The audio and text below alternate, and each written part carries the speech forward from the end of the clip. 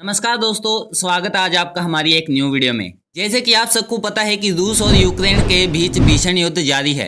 दोनों देशों के बीच हो रही जंग को 1 साल से अधिक हो चुका है, लेकिन युद्ध खत्म होने की कोई आशंका दिखाई नहीं दे रही।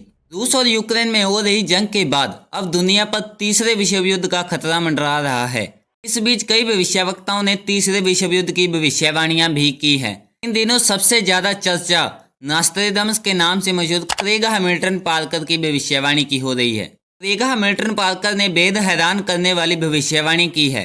क्रेग ने भविष्यवाणी करते हुए कहा कि साल 2023 में तीसरा विश्व युद्ध होगा। उन्होंने कहा कि तीसरे विश्व युद्ध की शुरुआत एक प्लेन क्रैश से होगी। ब्रिटेन की महारानी एलिजाबेथ के मौत की भविष्यवाणी भी क्रेग हैमिल्टन ने ही की थी, वो भी 450 साल पहले। इसके बाद से क्रेग को नॉस्ट्रेडमस कहा जाने लगा। क्रेग का कहना है कि तीसरे विश्व युद्ध के लिए ताइवान जिम्मेदार होगा। उन्होंने दावा किया है कि ताइवान में एक भीषण विमान हादसा होगा। उनका कहना है कि साल 2023 में यह विश्व युद्ध शुरू हो जाएगा। तो चलिए दोस्तों, समझते हैं कि क्या विश्व युद्ध होगा या नहीं। अगर हुआ तो क्या होगा, कितनी हानि होगी और कितना लाभ होगा। तो चलिए शुरू करते हैं।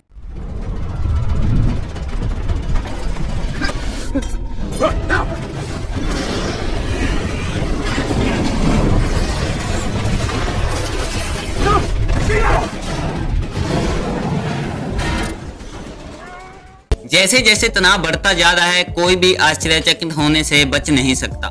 अगर तीसरा विश्व युद्ध शुरू हो गया तो क्या होगा? यह एक डरावना विचार है।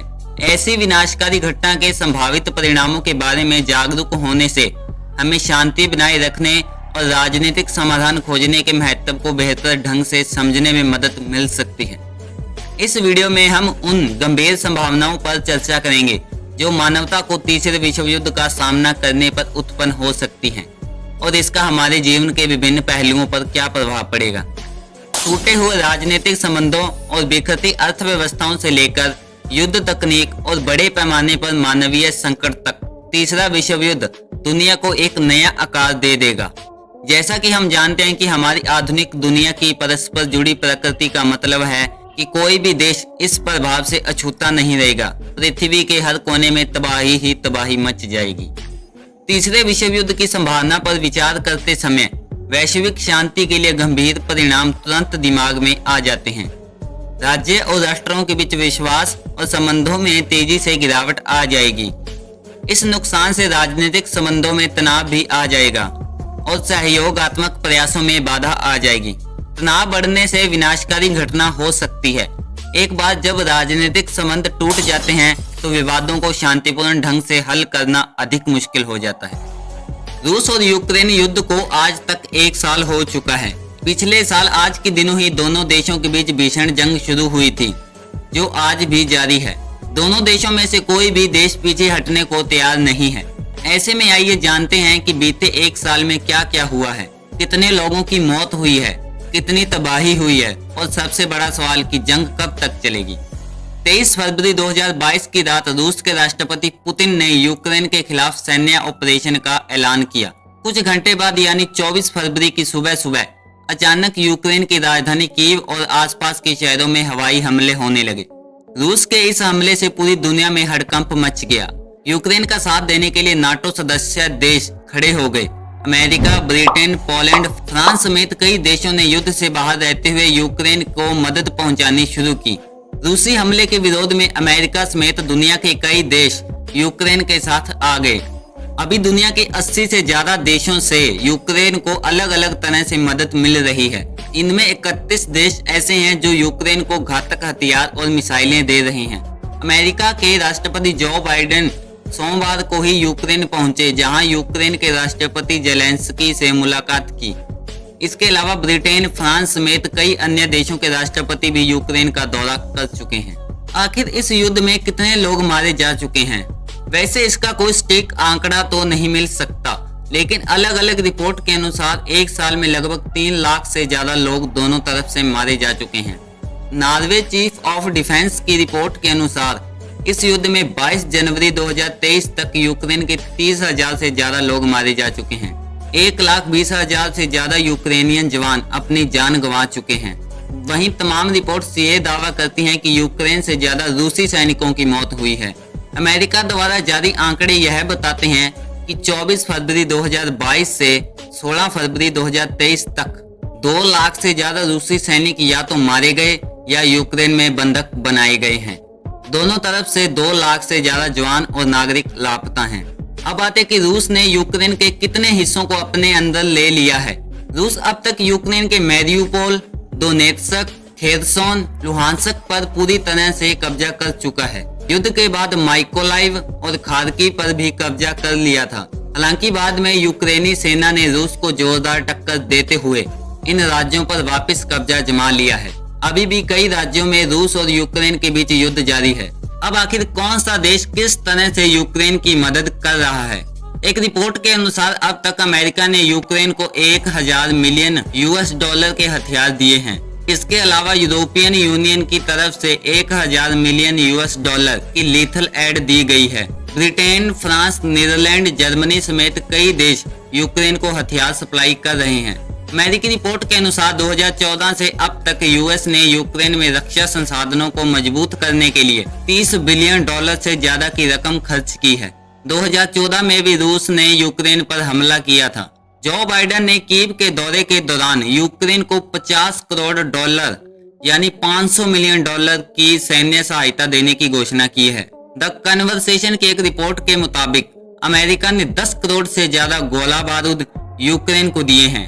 इनमें राइफल्स, तोप, हैंडगन आदि शामिल हैं। इनके अलावा Canada, Greece, Lithuania, Netherlands, Poland, पुर्तगाल, रोमानिया, स्लोवेनिया जैसे देशों से भी इस तरह के हथियार यूक्रेन को मिल रहे हैं। आखिर इस युद्ध का बाकी देशों पर क्या असर पड़ रहा है? युद्ध शुरू होने के कुछ दिन बाद ही अंतर्राष्ट्रीय बाजार में कमोडिटी की कीमतों में उछाल आई। कच्चा तेल $140 प्रति बैरल के करीब जा पहुंचा, जो 2008 के कच्चा तेल के दामों का सबसे ऊंचा स्तर था। गैस के दामों से लेकर स्टील, एल्यूमीनियम, निकेल से लेकर सभी कमोडिटी के दाम आसमान छूने लगे। इसका असर वैश्विक अर्थव्यवस्था पर देखा गया। वैश्विक महंगाई आसमान छूने लगी। युद्ध के चलते सप्लाई चेन पूरी तरह से बाधित हो गई। यूक्रेन पर हमला करने के बाद अमेरिका और यूरोपीय देशों ने रूस पर आर्थिक प्रतिबंध लगा दिया ताकि रूस को आर्थिक तौर से नुकसान पहुंचाया जा सके। इस सब के चलते क्या वर्ल्ड वॉर 3 होगा या नहीं? एक सर्वे में ज्यादातर देश मान रहे हैं कि तीसरा विश्व युद्ध हो सकता है। ऑस्ट्रेलिया इसमें सबसे ऊपर है, जहां सभी लोग विश्व युद्ध होने की आशंका जता रहे हैं, जबकि दूसरे विश्व युद्ध में परमाणु हमला झेल चुके जापानी इससे बच रहे हैं। अगर विश्व युद्ध हुआ तो पूरी दुनिया तबाही की चपेट में आ जाएगी। दिसंबर 2022 इंटरनेशनल फर्म IPSOS ने एक सर्वे किया, जिसमें शामिल 34 देशों ने ज्यादातर लोगों ने माना कि जल्द ही वर्ल्ड वॉर 3 होगा। ऑस्ट्रेलिया जो नंबर 1 पर है, यहाँ लगभग 81% लोगों ने युद्ध की आशंका जताई है। वहीं जापान 51% के साथ इस लिस्ट में सबसे नीचे था। इसकी वजह यह भी हो सकती है कि दूसरे विश्व युद्ध के दौरान इस देश को परमाणु हमला तक झेलना पड़ गया था, इसलिए वो इसकी कल्पना से ही डरते हैं। भारत भी इस सर्वे का हिस्सा था, जिसमें लगभग 79% लोगों ने युद्ध की आशंका जताई है। मान लीजिए अगर तीसरा विश्व युद्ध शुरू हो गया तो इसके क्या क्या परिणाम हो सकते हैं? अगर तीसरा विश्व युद्ध शुरू हो गया तो दुनिया मौत के मुंह में चली जाएगी। धरती से इंसान खत्म हो जाएंगे। अगले लाखों सालों तक धरती इंसानों के रहने लायक ही नहीं रहेगी। आसमान से सभी सैटेलाइट्स नष्ट होकर नीचे गिर जाएंगी। सभी जंगल जलकर नष्ट हो जाएंगे। पूरी दुनिया में न्यूक्लियर विंटर शुरू हो जाएगा। इस विश्व युद्ध के दौरान धरती के हर इंसान की मौत हो जाएगी। आखिर अब आगे क्या होगा? विदेशी मामलों के जानकार डॉक्टर आदित्य पटेल ने बताया कि फिलहाल दोनों देशों के बीच शांति की कोई संभावना नहीं दिख रही। दोनों देश पीछे हटने को तैयार नहीं हैं। यूक्रेन को अमेरिका समेत तमाम पश्चिमी देशों का साथ मिल रहा है और रूस फिर भी अपने कदम पीछे हटाने को नहीं मान रहा। ऐसे में युद्ध रुकने की कोई फिलहाल संभावना नहीं है। इसी कारण से अमेरिकी राष्ट्रपति भी अचानक से यूक्रेन पहुंचे। यहाँ उन्होंने यूक्रेन को हर तरह से मदद करने का भरोसा दिला दिया है। इससे रूस फिर से भड़क गया। अगर तीसरा विश्व युद्ध हुआ तो इसमें कौन जीतेगा, यह कहना बेहद ही मुश्किल है, क्योंकि इस युद्ध में क्रूज मिसाइलों की बजाय हाइपरसोनिक मिसाइलों का इस्तेमाल होगा। रूस, चीन और अमेरिका तीनों ही ऐसी मिसाइलें विकसित करने में जुटे हुए हैं जो 25,000 किलोमीटर की रफ्तार से अपना टारगेट पूरा करेंगी। दुर्भाग्यवश यदि दुनिया को तीसरा विश्व युद्ध झेलना पड़ा तो यह कहना बहुत ही मुश्किल है कि जीत किसकी होगी। तीसरे विश्व युद्ध में जीत का पाला नहीं बल्कि केवल तबाही का मंजर होगा। तीसरे विश्व युद्ध में होने वाली तबाही बहुत ही भयंकर होगी। इस पर आइंस्टाइन ने कहा था कि मुझे नहीं पता कि तीसरा विश्व युद्ध किन हथियारों से लड़ा जाएगा, लेकिन चौथा विश्व युद्ध लकड़ियों व पत्थरों से ही लड़ा जाएगा। अब एक तरफ जेलेंस्की हैं तो दूसरी तरफ पुतिन और बीच में पूरी दुनिया फंसी है। इन दोनों के घमंड के कारण कोई ऊंच नीच हुई तो पूरी दुनिया को तबाही का मंजर देखना पड़ेगा।